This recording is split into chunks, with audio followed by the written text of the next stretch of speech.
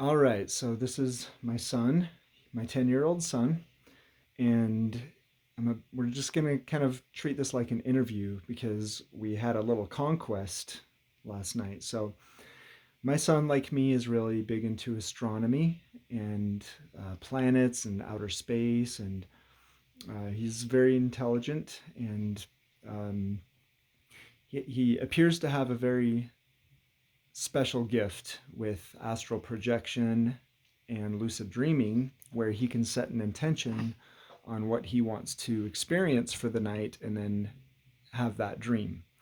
So, him and I yesterday were talking about Kepler 22, which is a planet that was Kepler 22B, which is a planet that was discovered in 2011. Um, you can talk if you want to, buddy. So, It was discovered in 2011 by NASA's Kepler, which that's where it got the name. And there is multiple Kepler planets well, we don't need to throughout the get into solar those system. details. But right now we are talking about Kepler 22b. So Kepler 22b is a planet that has been deemed by NASA astrologers and scientists to be potentially have an environment capable of hosting life. So my son and I were talking about that last night, and he had already informed me that he has this ability. So I told him, I was like, well, why don't we send you on a mission? So tonight, go ahead and go to Kepler 22b, and then we can discover for ourselves if it's an inhabitable planet, and then report to me in the morning. So he shared with me the most profound and powerful experience with so much detail and clarity that I felt like this needed to be documented. So here we are. So I'm going to have him just kind of start telling his experience from his so-called dream last night. All right. Go ahead, buddy. So it started from me. I was an astronaut. And just like the other astronauts who made an attempt to bend space-time, I made an attempt and managed to do it, sort of teleporting me and my ship to Kepler 22b. I landed in the ocean of Kepler 22b, and it was shallow, so I was okay. Now let's let them know too, though, that Kepler 22b is 2.4 times larger than Earth. Yes, Kepler 22b is 2.4 times larger than the Earth, which makes it have a larger ocean and more land. While it has continents larger than Earth, and when I landed in the ocean, and I left my ship, and the moment I left my ship, I saw these little, alien guys. Now, they were the closest creatures to humans that I could find, but they're not humans since this is not Earth. And what they had, so they had 2 legs, 4 arms, and each hand had 6 fingers, but the fingers weren't like human fingers. They were like octopus tentacles. I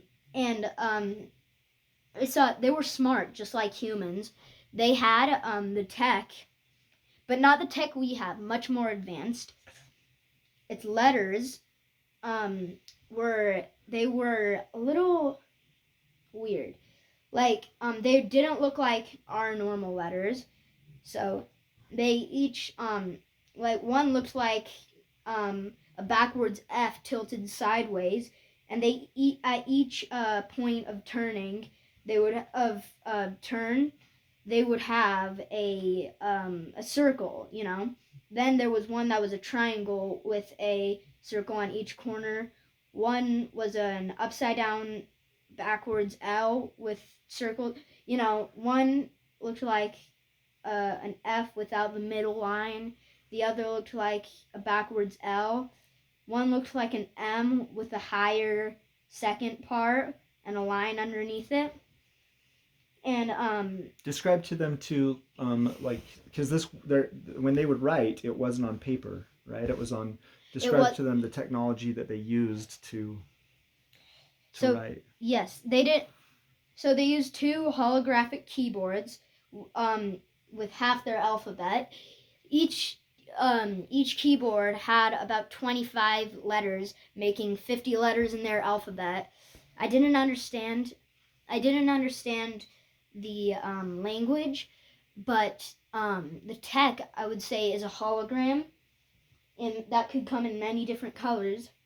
And then they were a rare species, and I didn't see much of them. And they were in small groups of like three, like a small tribe, you know. And I followed them around, but then they spotted me and didn't know what I was, because I'm from a completely different planet.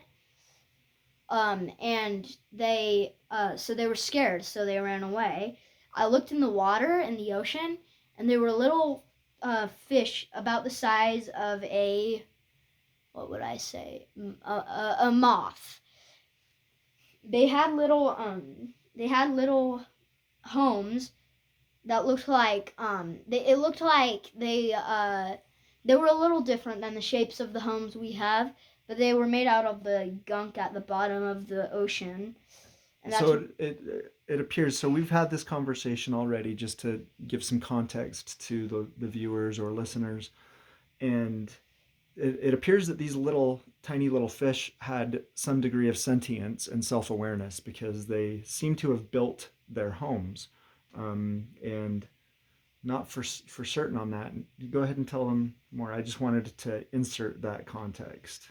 So I saw like little groups of fish that seemed as families of little fish. Each home, I studied each home with a microscopic camera. Well, yeah. Well, it was like a camera connected to a wire that could see microscopic things. So I sent that down to study it. I collected samples of what's in the ocean as well. And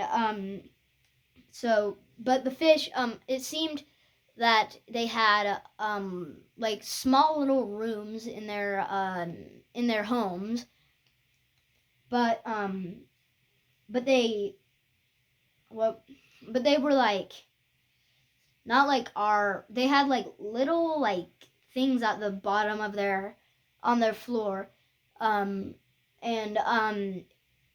they were like, I can't explain it. It's different. They were like little things that I don't know what the fish do with it, but they were like I don't know, little things the fish could play with, or I don't know. But and they were part of the home, so they don't like come out or anything. And I collect and in the samples of the ocean I collected, I found elements that you wouldn't find on Earth, but they were similar to Earth elements, like such as nitrogen, and I found oxygen though. There was oxygen, Because and remember how you described to me that there was kind of pockets of breathable air, but yeah, not all of the air was breathable. yes. There were certain areas of air that was breathable. So you wouldn't. So if any astronauts explore, they are most likely to study the air before they actually take off their spacesuit. And while the temperature is just like Earth, um, it it's pretty. It can get hot though. It's while it I took off my spacesuit, and I was in a breathable air area. And then I tried to study other areas of air with non-breathable air, and I found why it's not non-breathable. There is no oxygen in that air, and there is also nitrogen in the air, and hydrogen in the air. Nitrogen and hydrogen, which were both not oxygen. I cannot breathe it, and so that's what makes it non-breathable. Now, Kepler, the reason it can get as warm as the Earth is because it has an atmosphere which keeps it warm. But the atmosphere is a lot thicker than Earth's atmosphere. So it was hard for me to land the ship as well. But it made it a lot hotter. In some areas, it could be just the same temperature, while in most areas, it's a lot hotter. Um, when I explored a different area, it was very hot, especially since it was a non-breathable air part of so I had to keep my thermal spacesuit on when in a hot area, which was pretty hot, and it was like the surface was more mushy, and I forgot to mention the gravity is a lot higher, a lot heavier than, it's like twice as heavy as the Earth's gravity, which makes me walk like a moron. I walked weird, I walked like I crap my pants. But because the gravity was just so twice as heavy as Earth's gravity, and it was hard I couldn't run. I couldn't it was hard to sneak around when I'm walking like that with spread out legs, and I went to a different area. I found little things. They were like bugs, but not like our bugs. They hovered, and I put one of the bugs in a jar with holes just in case it needed to breathe in its air. And I studied it, and I used a microscope to look at it. I saw the bottom. By the way, this was a very careful thing. So if anyone ever becomes an astronaut and goes to Kepler, just know, do not pull off the bug trick thing. I looked at, they were tiny, sensitive bugs, and I looked at them. They were really tiny, like half as big as the fish, and the fish were like the size of a moth. So, and I looked at the bugs, and at the bottom, I figured out what makes them hover. They had these little things that went in and out, in and out, in and out, really, really fast like wings. But it was on the bottom side of them? Yeah, it was on the bottom of them, which helped them hover. And it went so fast, that explains why they vibrate so much. The bug, it was, I don't know, they were like little black, they looked like little black ladybugs. They had like a white head though. And yeah, they're pretty cute looking. I let that bug go. I explored a different area. Now, like I said, those aliens that I said were the closest to humans, they were very rare creatures. They traveled in small tribes, and it looks like they almost had a tragic end. Like, it's sad. They were such rare creatures. They seemed like they were endangered. I studied what they did, and I followed them into it's like a cave, but not like Earth's cave. The walls and ceiling and stuff, it was like silicone in many different colors, I looked at them. I saw they put some of their hands. They didn't type they typed their names or whatever. I don't know. It seemed that I'm not sure what they typed. But they had two separate keyboards, like I mentioned. And they didn't type the way people did, like one at a time or something. If people would have two keyboards, they put one hand on one keyboard, one on the other, and typed it. With both hands, like they're ambidextrous. With both hands, like they're ambidextrous. I don't think on Kepler 22B it's a left-hand, right-handed thing. it's probably just they're all both-handed, you know. Mm-hmm. It seems like, but those animals they were human colored. So some were purple, some were human colored. They were slimy looking, and the human colored one were purple and green spots, while the purple ones, they're purple, so it's hard to spot the purple spots, so it's just green spots. I saw animals that were like I saw other animals that were like frog fox hybrid, but they were different colors. They were like white colored, and it was furry and bald in some areas. They were so yeah, they were, but they were also like extraterrestrial. They had giant eyes and a really long tail, like a foot and a half long. And then I traveled one island that was the shape of Africa but bigger. I mean, not Africa, Australia, and it was quite cool. But I didn't see any of those like creatures that I said were a little like human, like extraterrestrial humans. But when I saw them, when I saw the little when I saw it was mostly just those fox guys, and there were these aliens that were like frogs with 6 legs, and I saw other aliens that were like 6 to 10 legs. They had a circle-shaped body and 2 eyes, each of them, so it was pretty good.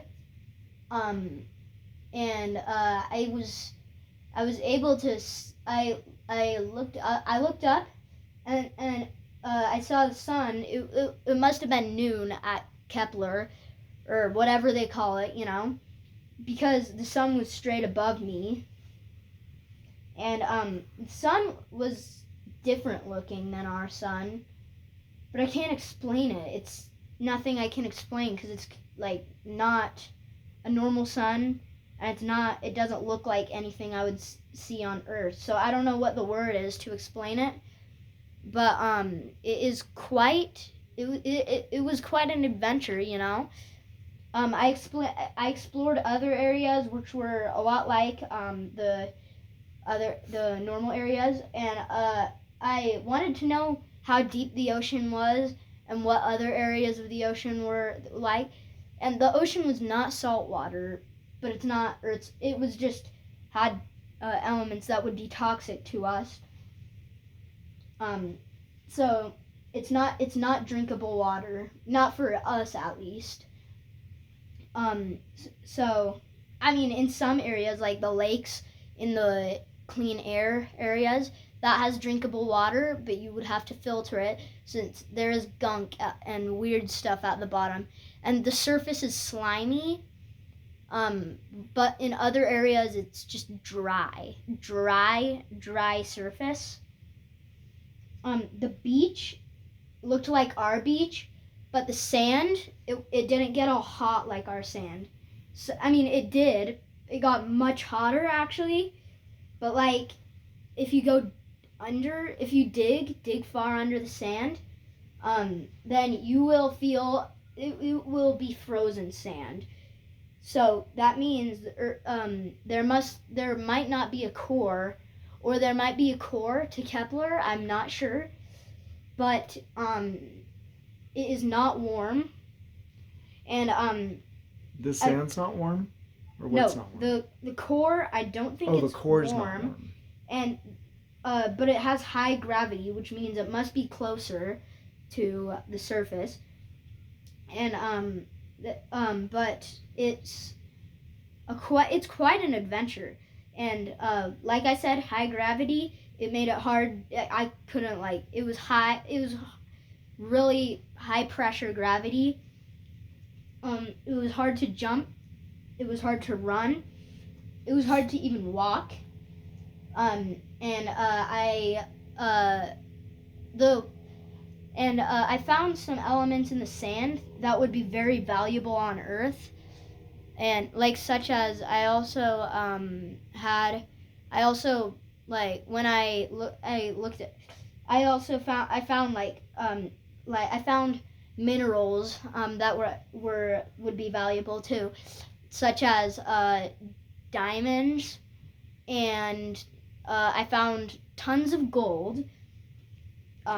There's plenty of things. There's other minerals though that we don't have here on Earth, and that is my adventure on Kepler 22B.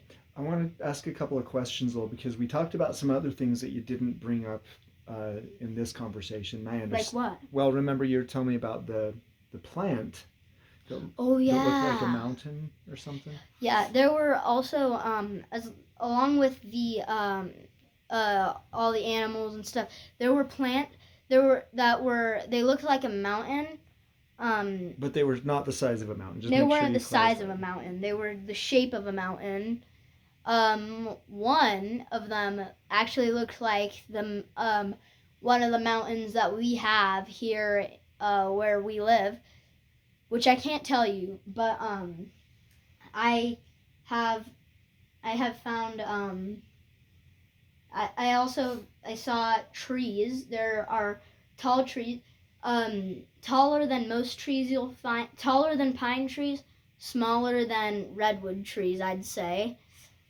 And in those trees and those plants, I found many different types of fruits. I collected some of the samples of the fruits and looked what was in there.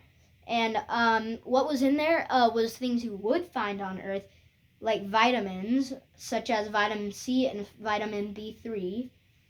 So I ate it, and it actually was pretty good. It was sweet and sour at the same time, which I collected more and ate some. And then, but when I was collecting more, I saw the aliens were eating it and feeding it to the other animals. So, so it seems that it seems that that planet is in harmony, because because they're not torturing the animals even if they tried to hurt them, and they're actually being nice to each other. They're feeding each other, and so it seems that that planet is a peaceful planet, which is how Earth should be.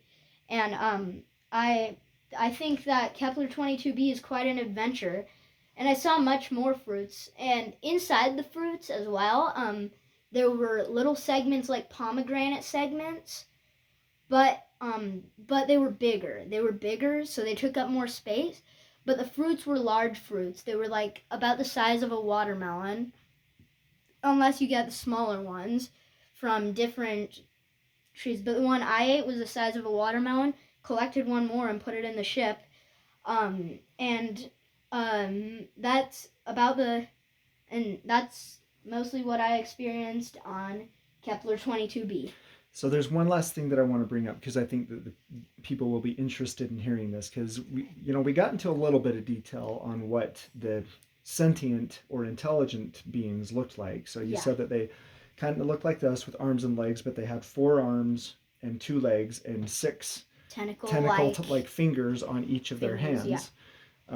But what I want you to describe is their faces, like what their faces looked like. Oh yeah, we didn't get to that part. Mm-hmm. So their faces, they looked like our face, but with a third eye on their forehead, and you could see it. Well, the third eye stayed closed until they got to the tech, and on the tech, the third eye opened, and the 2 eyes that we would use, those ones closed. So the tech must only be visible to them for their third eye. And I saw this one color also on the hologram that I've never seen on Earth. It's not a color you'll see on Earth. Trust me, and it's a weird looking color. I can't explain it. Well, because you can't explain Because something to it's somebody not. that's not in their visual spectrum, so Yeah. they understand that. But So you didn't tell me that, buddy. That's really fascinating to me. That when they use their tech, they close their two eyes and they open their third eye. yeah, yeah, That's really fascinating. You didn't give me that detail the yeah. first time. Yeah. They have advanced like clothing, because their clothing, it's just like the Venom symbiote, because it goes on top and then it changes, and it looks like, and then they could So like make it. nanotech. It's like, no, Kind of. it's like nanotech. Yeah, and they could first it's like clothes, and then it can turn into to a suit of armor, and then the like with a thing that's just like the Venom symbiote, and then it could go down. It could, and then the nanotech stuff could come off, could go, and then it could be like normal clothes. So it's like to and so yeah, they have some quite. It's a quite a cool planet. Um, that I enjoyed every moment of it, and yeah, That's pretty that the awesome, V. buddy. Well, I really believe that this was an actual experience that he had traveling astrally, because we kind of set that mission up the night before. Yeah, And because I'm able to, for some reason, whatever I think of and get really focused in before I fall asleep is what I dream of for the rest of the night. If I dream of going to Kepler 22B like I did last night, that's what I dream of. And yeah. yeah, if you focus on that, that's what yeah. Anyway, such an awesome experience. Thanks for sharing it. Hmm. Okay. Like and subscribe. Thanks, bud.